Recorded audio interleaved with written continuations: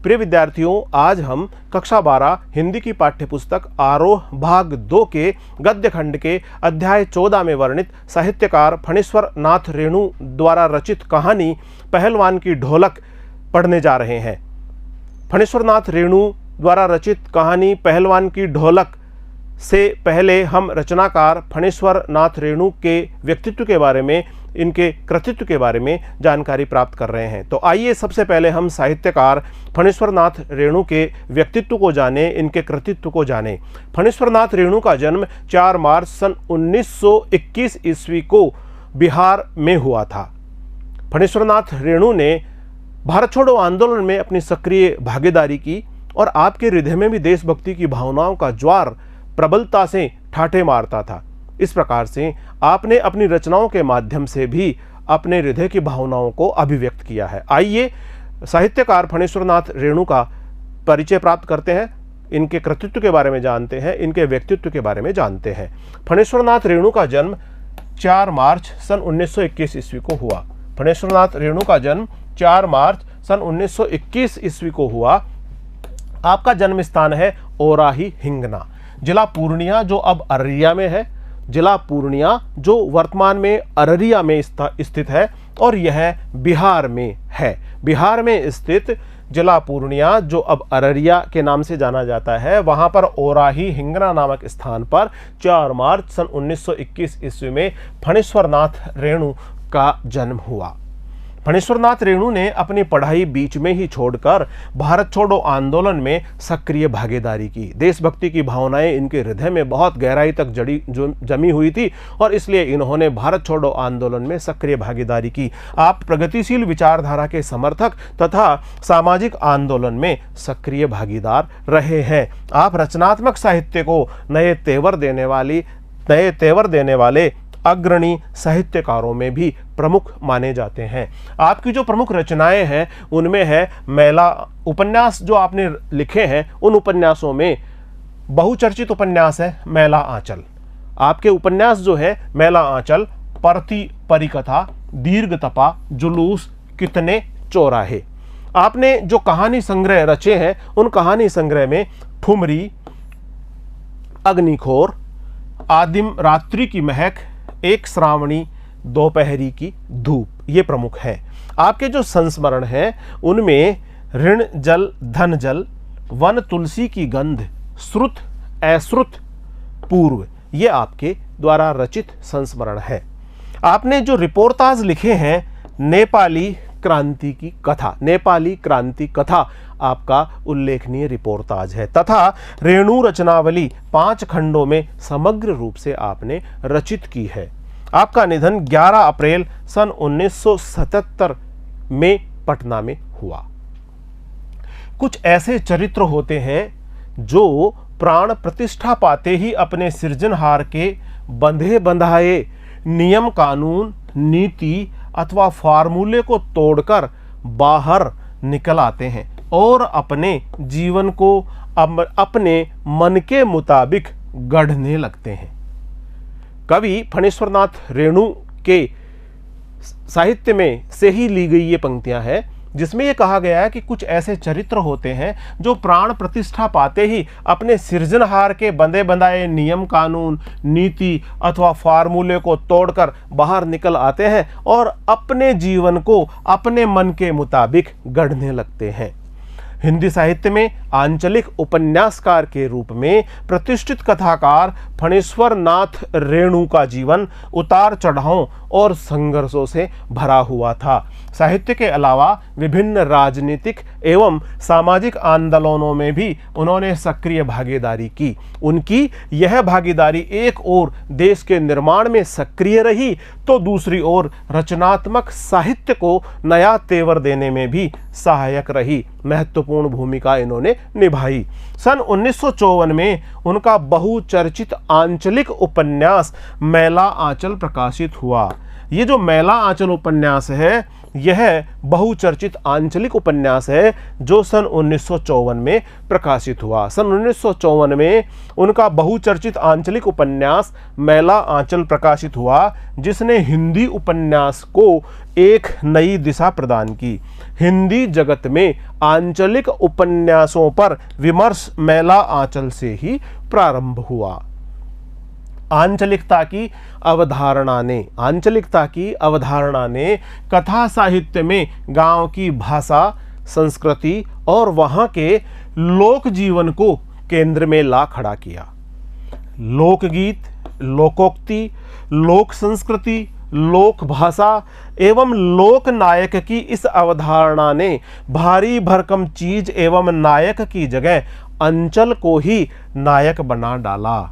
ये जो आंचलिकता की अवधारणा है, इस आंचलिकता की अवधारणा को प्रमुखता और प्रखरता के साथ व्यक्त करने वाले साहित्यकार फणीश्वर नाथ रेणु ने लोकगीत, लोकोक्ति, लोक संस्कृति, लोक भाषा और लोकनायक की इस अवधारणा को इस प्रकार से स्थापित किया कि नायक के स्थान पर अंचल को ही नायक बना डाला। उनकी रचनाओं में अंचल कच्चे और अनगढ़ रूप में ही आता है, इसलिए उनका यह अंचल एक तरफ सस्य श्यामल है, हरा भरा है, हरियाली से भरा हुआ है, तो दूसरी तरफ धूल भरा और मैला भी। उनका जो ये आंचलिक परिवेश है, उनका जो ये अंचल है, उसमें हरियाली भी भरी हुई है, धूल मिट्टी भी है और इसका आंचल मैला भी है। स्वातंत्रोत्तर भारत में जब सारा विकास शहर केंद्रित होता जा रहा था, स्वतंत्रता के पश्चात, स्वातंत्र्योत्तर का आशय है स्वतंत्रता के पश्चात भारत में जब सारा विकास शहर केंद्रित होता जा रहा था, ऐसे में रेणु ने अपनी रचनाओं से अंचल की समस्याओं की ओर भी लोगों का ध्यान खींचा। जो ग्रामीण परिवेश है, अंचल की समस्याएं, ग्रामीण परिवेश की समस्याएं, ग्रामीण जनजीवन की समस्याएं, देहात की समस्याएं, उनकी ओर भी, उनकी समस्याओं की ओर भी लोगों का ध्यान आकृष्ट किया। उनकी रचनाएं इस अवधारणा को भी पुष्ट करती है कि भाषा की सार्थकता बोली के साहचर्य में ही होती है। उनकी धारणाएं, उनकी रचनाओं में इस धारणा को भी प्रबलता मिली है कि भाषा की सार्थकता बोली के साहचर्य में ही है, बोली के साहचर्य में ही भाषा की सार्थकता होती है। पहलवान की ढोलक जो हम कहानी पढ़ेंगे वीडियो भाग 2 में, उसके बारे में कुछ चर्चा कर रहे हैं। फणीश्वर नाथ रेणु की प्रतिनिधि कहानियों में पहलवान की ढोलक शामिल किया गया है। ये कहानी कथाकार रेणु की समस्त विशेषताओं को एक साथ अभिव्यक्त करती है। रेणु की लेखनी में अपने गांव, अंचल एवं संस्कृति को सजीव करने की अद्भुत क्षमता हमें देखने को मिलती है। ऐसा लगता है मानो हर एक पात्र वास्तविक जीवन ही जी रहा हो।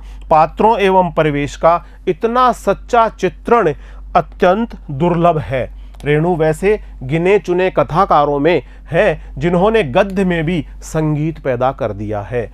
अन्यथा ढोलक की उठती गिरती आवाज और पहलवान के क्रियाकलापों का ऐसा सामंजस्य दुर्लभ ही देखने को मिलता है। इन विशेषताओं के साथ रेणु की यह कहानी पहलवान की ढोलक व्यवस्था के बदलने के साथ लोक कला और इसके कलाकारों के अप्रासंगिक हो जाने की कहानी भी है। वर्तमान में लोक कलाएं लुप्त होती जा रही है, लोक कलाओं के कलाकार भी लुप्त होते जा रहे हैं, अप्रासंगिक होते जा रहे हैं। इसका चित्रण साहित्यकार फणीश्वर नाथ रेणु ने अपनी इस कहानी में बहुत ही बेहतरीन तरीके से किया है।